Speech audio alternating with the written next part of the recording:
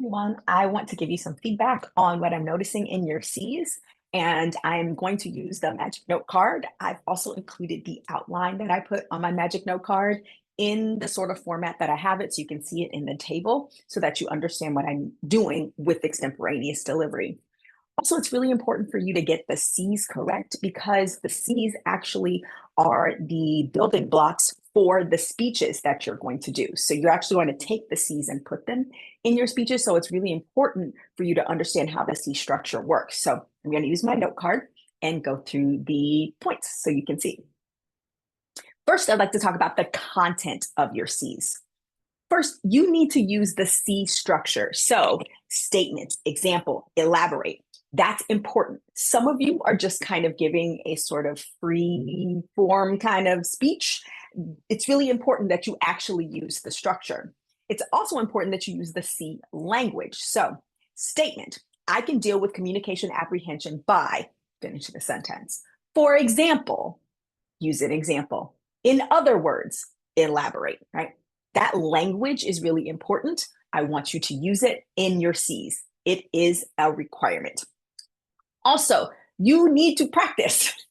So if you don't practice, we get these things where you're just kind of not organized or not following the structure or you're not fitting in the time limit.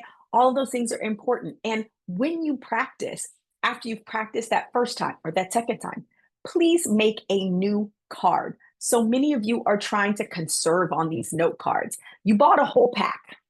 You're not going to use the whole pack in the class, even if you made 2, 3, 4 note cards per C or per speech, you're not going to run out. So make a new note card. It's important that you make the new note card because it does adjust the content of your speech. When you practice, you realize, oh, I should have added that extra thing. Oh, I need to use more time. Oh, I need to do this. All of that should be reflected in a new note card. So that way you have all the information you need on your note card for you. The note card is for you to be able to deliver the speech extemporaneously. If you don't set up the note card correctly, you won't be able to deliver correctly. So please make sure that you make yourself a new note card after you practice. It's really important. Also, you must use the book as an example. Can you have more than one example? Yes, you can have more than one example, but at least one of your examples needs to come from the book. Here's what I mean. For example, in chapter 14 on page 176, it says this.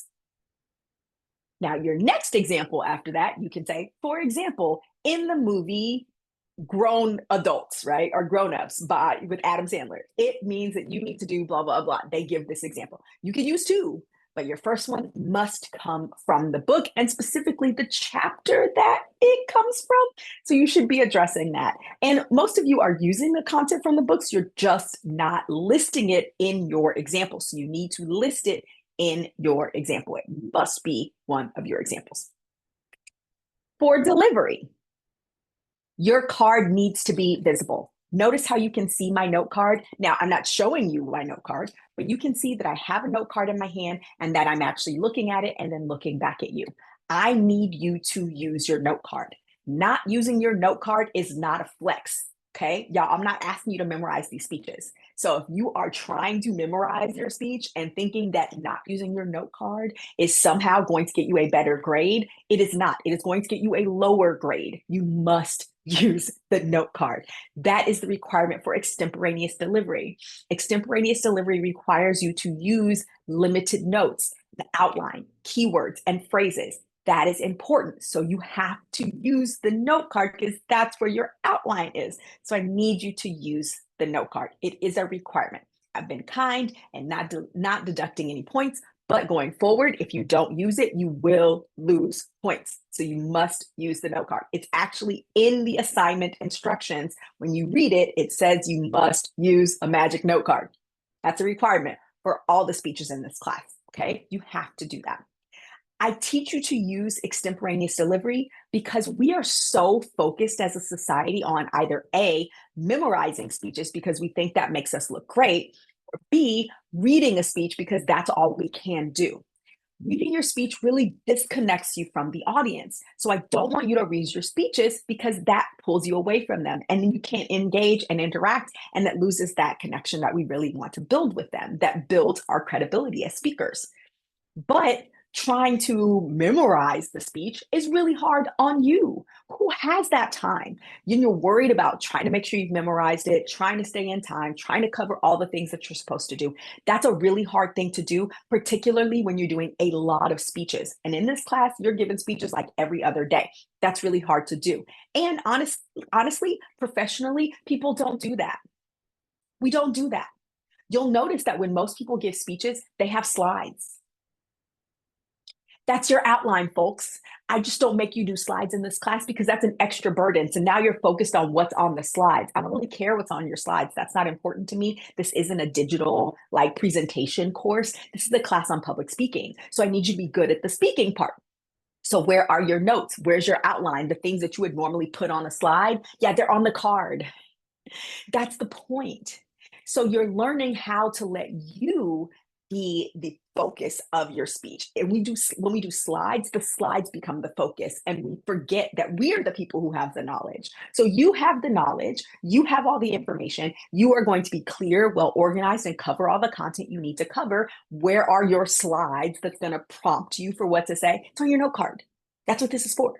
The cool part about the note card, though, is that nobody sees what's on it. So you can draw pictures, arrows, all the kinds of things. Put whatever you need on your card. Even put notes to say, like, remember to look up at people and smile, make eye contact, walk this way. All that stuff goes on your note card. Use your note card for you. The audience doesn't get to see it. So it is important that you have it because in the real world, we don't memorize the majority of our speeches. It's just not common. We do give them extemporaneously. We just usually use slides, and I'm just not making you do slides because the note card way easier than slides. Way easier because it doesn't have to be pretty. It just has to be for you. Also, please, please, please do not read your speech from off screen. Do not put it on your laptop screen and try to read it from there. Do not try to put it next to your laptop screen so that you're reading it off screen. I can tell when you're reading. There is a very distinct difference in your delivery from when you are speaking to us extemporaneously and when you are reading something. You speak differently, your eyes are in a different spot, it sounds different. We know, I can know, y'all, I know. I do this literally all day, every day. This is my job. So I know when you're reading it from somewhere and not speaking to us extemporaneously. You are cheating yourself by not delivering it extemporaneously. The way you get better at extemporaneous delivery is by stumbling through it. You have to do it in order to get better at it, which is why I give you the points for just doing it. I don't care if the first time you do it, if it's perfect. I just need you to do it because the more you do it, the better you get at it. If you cheat yourself by not doing extemporaneous delivery, not only are you going to lose points, because I can see when you're reading. So those of you who read in the first or second one, I was kind and did not deduct points. But if you read going forward, I can see it and you will lose points because that's not the requirement of the speech. Give yourself the opportunity to see if you can do extemporaneous delivery because I know that you can. The only way you can do it is by doing it terribly. So you're going to start by not doing it great. Fine, that's totally okay. This class isn't graded on you doing it perfect the first time. This class is graded on you actually trying to do it. So if you don't try to do it, you will fail because what you're thinking is it's got to be perfect. And then by the end of the class, it has to be perfect. No, I'm looking at growth. I need you to start somewhere. So do the extemporaneous delivery because trust me, if you don't do it, you'll never get it. But if you start and you're not great at it, that's okay. I'm not punishing you for not doing it perfectly the first time or the second time or the third time. It's because you're going to get better every time you do it. So it is important that you actually do it so you can get better. You are cheating yourself by assuming that you can't do it and you have to read in order to do it. Nope, you can't. Nope, don't do that because then I know you're reading and you cheat yourself. So do not do that. Do the extemporaneous delivery, folks. Put the outline on your card. Use the note card. Talk to us. Try it, stumble through it, fail at it. I don't care because the more you fail at it, you will just fail a little less each time, which is progress and that's improvement. And that's what I'm looking for, not perfection. Okay, you have to do it. Also, time is important. There is a time requirement for your C's. It's 2.5 minutes to 3 minutes. So you cannot be less than 2.5 minutes and you can't go over 3 minutes. Am I expecting you to somehow be geniuses and know how much time you're speaking for? No, folks, I don't expect you to know that. We don't know what 3 minutes feels like. We don't know what 2.5 minutes feels like. If you're standing in front of the microwave and you're waiting for it to cook something for 30 seconds, it feels like the longest 30 seconds in the world. But you take that same 30 seconds and it's you standing in line at Disneyland for 30 seconds, you forget. Heck, standing in line at Disneyland for 15 minutes doesn't feel the same. It's as quick as the 30 seconds could be. We don't know. Time is relative. So it is important that you use a timer. I literally have a timer. Every time I give a speech that's important, I am timing it. Folks, I don't know, like, I know what 3 minutes feels like, but that's because I've had literally a lifetime of doing competitive speech and debate where we have to speak for 3 minutes. So I know what 3 minutes feels like. Do you know what 3 minutes feels like? No. And frankly, when I'm in front of an audience, I don't trust that I'm going to somehow feel what a certain amount of time feels like. Depending on where I'm giving the speech, I could have 5 minutes or 15 minutes or 30 or an hour sometimes. I don't know what that feels like. So I'm going to use a timer. So, yes, I have an actual timer. You may not have this, but guess what you do have? A cell phone. You all have cell phones. And on your cell phone, there are stopwatches. Use your timer. It helps you so much. And watch it. Look at the timer so you can see how much time you've used. That is what's going to help you. The only way you can get that right is by practice. You've got to practice with the timer so that you can see it. And if you notice that, like, hey, I went overtime, that means some adjustments. Make a new note card, make the adjustments, and try it again. That's the only way you do it. And you have to learn how to fit things in on the time. Otherwise, you don't get it. And again, I'm not asking for perfection. I'm asking you to slowly get there. Get that, take it, get close to it, right? Some of you didn't get the time exactly in your first couple C's.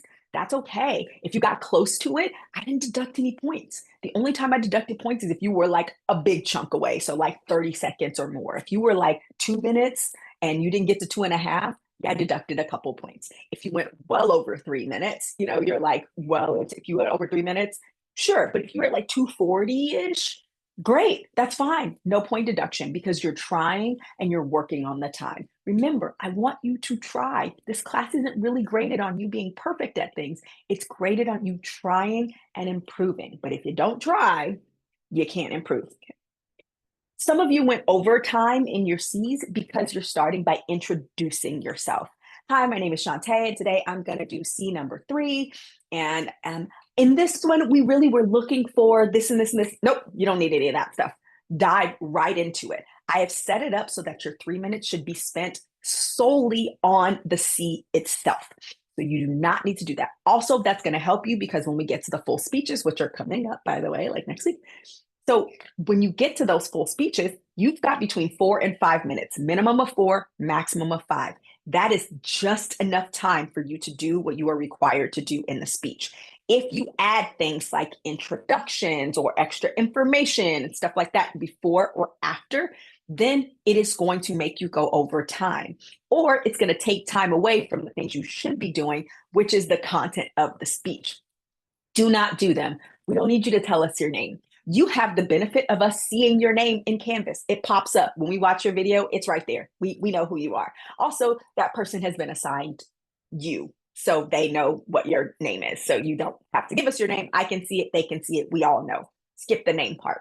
You don't need to tell us what the C is about. Also not important. We know what the C is about. We had to read the chapters. You don't need to tell me what communication apprehension is. We should all know what communication apprehension is at this point.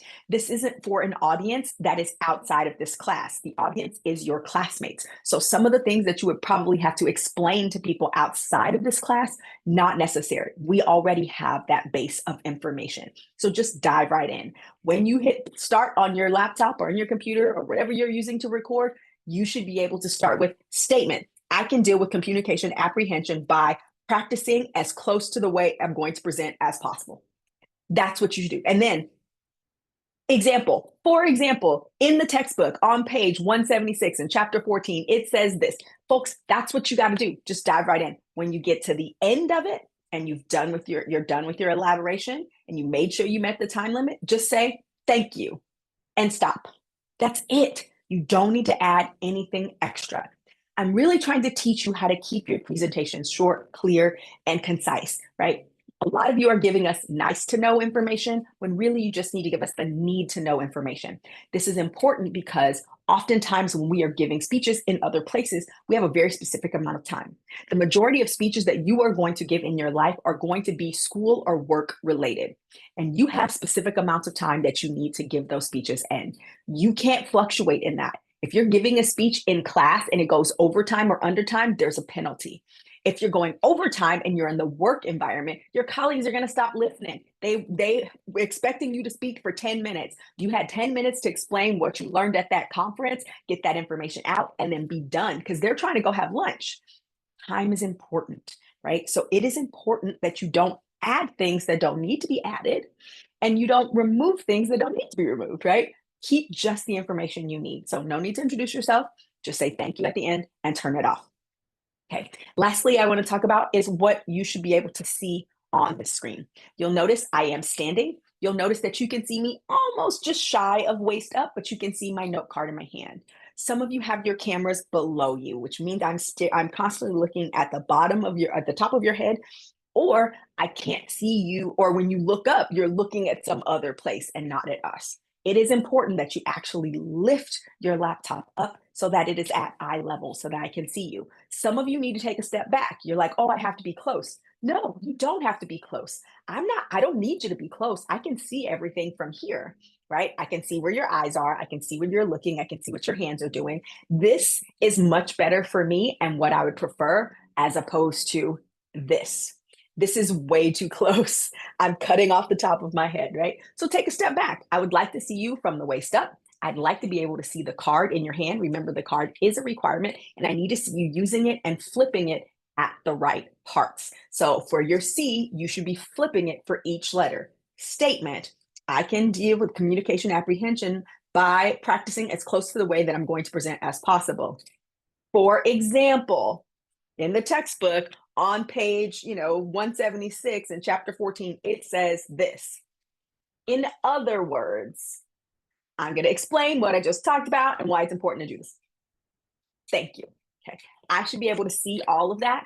If you are not a person, like I use my hands and I gesture a lot, so my note card's already up here. But when you're not, you can just put your hands down, look at your note card, put it back down, talk to us.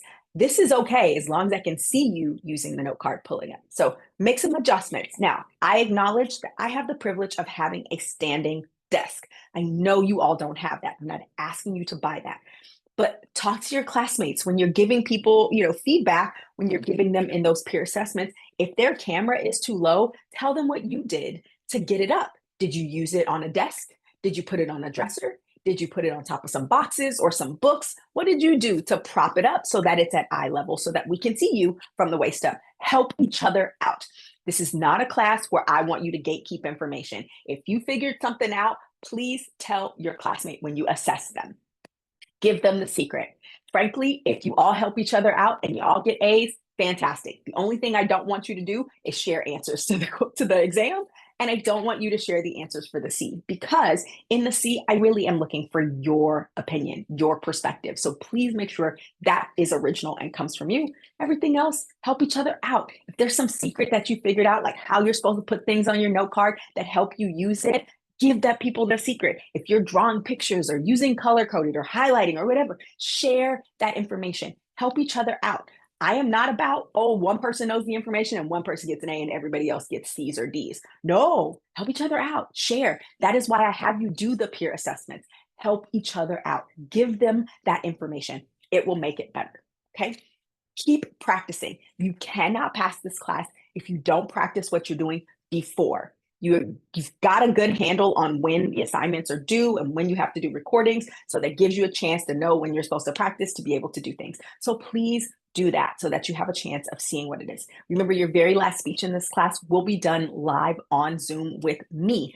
So some of you who are using some kind of tricks that you're like, oh, I can't do, won't be able to use those tricks with me, which means there's a lot of points on an assignment that is worth more than your other assignment. So please make sure that you are practicing and doing this. Remember, I'm not looking for perfection in the assignments. I'm looking for you to have progressive growth. You can only do that if you actually do them and try, even if they're not perfect. Okay. You've got this. Keep working on it. You'll be great.